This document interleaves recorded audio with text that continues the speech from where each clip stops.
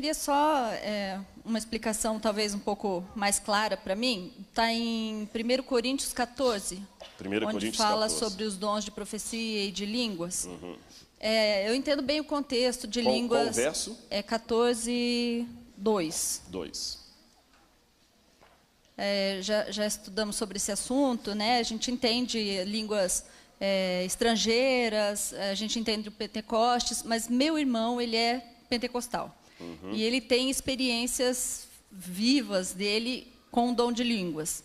E aí, baseado nesse texto, a gente foi conversando, só que ele se atentou a esse verso, onde fala ali no final, pois o que fala em línguas não fala aos homens, senão a Deus. Então, fala em línguas, está falando com Deus. Com efeito, ninguém o entende. E em espírito fala milagres, ou mistérios. Então, o que em espírito fala mistérios? Obrigada. Tá certo. Bom, em primeiro lugar, deixe-me dizer que eu respondo com muito carinho e respeito aos irmãos pentecostais, como eu gosto que a minha igreja seja respeitada. Eu acho que a experiência espiritual de cada um, a gente não deve ser juiz sobre ela para julgar. Não que você tenha dito isso, eu estou esclarecendo, não só para ficar bem apontuado, devemos respeitar a sinceridade que está no coração das pessoas e como elas buscam a Deus. Ainda que seja de um modo que eu discorde, quem sou eu para julgar o meu irmão? Tá certo? Isso aqui temos que analisar à luz do que acontecia em Corinto. A cidade de Corinto me chama muita atenção porque tem muitas coisas que ilustram a carta de Paulo aos Coríntios. Eu lembro até que quando eu vou a Corinto com algum grupo de pessoas que eu explico ali, eu sento debaixo de uma árvore, explico primeiro a geografia da cidade. Num morro, mais ou menos como que tem aqui atrás do colégio, ficava o templo de Afrodite, a deusa do amor, mas do amor erótico, do amor promíscuo. Havia mais de 1000 sacerdotisas prostitutas lá. Quando você olha para frente assim, você tem o templo de Dioniso e o templo de Apolo, onde eles faziam as festivais, especialmente das Olimpíadas corintianas, e as carnes que sobravam ali do sacrifício, que não eram sacrificadas, eles vendiam no açougue. Eram oferecidos aos deuses e eles levavam para o açougue. Aí eu entendo por que da questão da carne sacrificada a ídolos, por que Paulo escreve 1 Coríntios 13, explicando o que é o amor, para contrastar com o amor de Afrodite. E uma das coisas que tinha muito claro na cidade era o orgulho das pessoas por falarem vários idiomas. Isso é constatado por vários autores da época, como Pausanias, por exemplo. E as pessoas que entravam em transe, em êxtase, e começavam a balbuciar coisas como se estivessem falando aos deuses, etc, etc. E Paulo tenta normatizar essa situação ali. Tenta explicar que como é que isso deve ser feito, que isso não é por aí. E Paulo começa então, nesse caso específico de 14:1, ele fala assim, ó, segui o amor e procurai com zelo os dons espirituais, mas principalmente que profetizeis. Por que Paulo já não cortou de graça? Não fica esse negócio de ficar preocupado em falar línguas, não, porque o povo ia espanar. Você sabe que tem coisas que a gente não pode chegar assim e cortar de cara. E quando ele fala assim, olha, pois quem fala em outra língua, você está preocupado em exibir que você tem conhecimento? Ele falou, eu falo mais língua do que todos vocês aqui.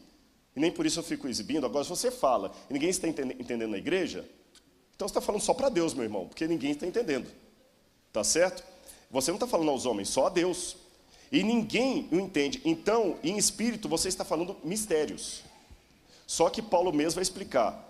Mas ao que profetiza, fala aos homens, edificando, exortando e consolando. Então, Paulo está pegando um conceito que eles tinham e falando assim, ó, tá bom, você quer insistir em falar com glossolalia para você? Eu vou dizer que isso não é o melhor. Ele está pontuando, ele não está endossando, sugerindo. Você quer ficar falando sozinho aí? Tudo bem. O problema é que quem fala sem os outros entender, o máximo que ele pode falar que está falando é para Deus. Porque ninguém está entendendo. E ele não está falando ao homem. E vou mais além. Já que ninguém entende, ele fala em espírito, ele só fala mistério. Por isso que eu prefiro que vocês profetizem. Porque aí todo mundo vai entender. Então eu não posso ler esse verso isolado, esquecendo o verso 1 e o verso 3, que vem antes e depois dele. Não sei se está ficando clara a minha explicação aqui.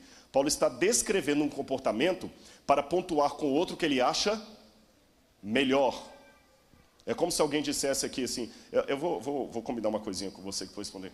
É como se ele dissesse assim, olha gente, eu sei que vocês gostam aqui de fazer acampamento de carnaval para os jovens. Tá bom, já que vocês querem insistir em fazer acampamento, só acampamento, tudo bem, vocês vão ao acampamento, o pessoal vai lá, canta. Eu prefiro mais o estudo das profecias.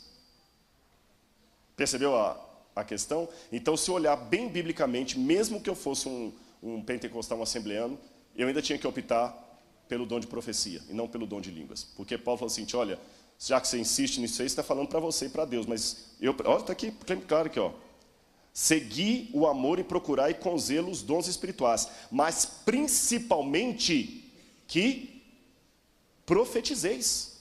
O que eu sugiro é você profetiza. Porque quem fala em outra língua não fala a homens, mas a Deus, e ninguém entende. Em espírito é só fala mistérios. Mas o que profetiza, fala aos homens. Edifica, exorta e consola. O que fala em outra língua, a si mesmo se edifica. Mas o que profetiza, edifica a igreja. Então, se eu aceitar o conselho do apóstolo Paulo, ainda que eu tenha o dom de línguas como sendo uma das coisas principais da igreja, Paulo prefere o dom de profecia. Percebeu? Mas interessante que, desde que houve o revivamento pentecostal na igreja da... Só um minutinho que o Windows vai funcionar aqui, vai vir o nome. Azusa Street, nos Estados Unidos. Vocês sabem como é que começou o dom? Nós temos alguém da Assembleia de Deus aqui. Vocês sabem a história do movimento pentecostal, na Azusa Street, nos Estados Unidos. Na Azusa Street, uma igreja de americanos negros começou a ter um revivamento no Espírito Santo. Então, eles começaram a sentir a vontade isso foi no século XIX, de balbuciar línguas estranhas.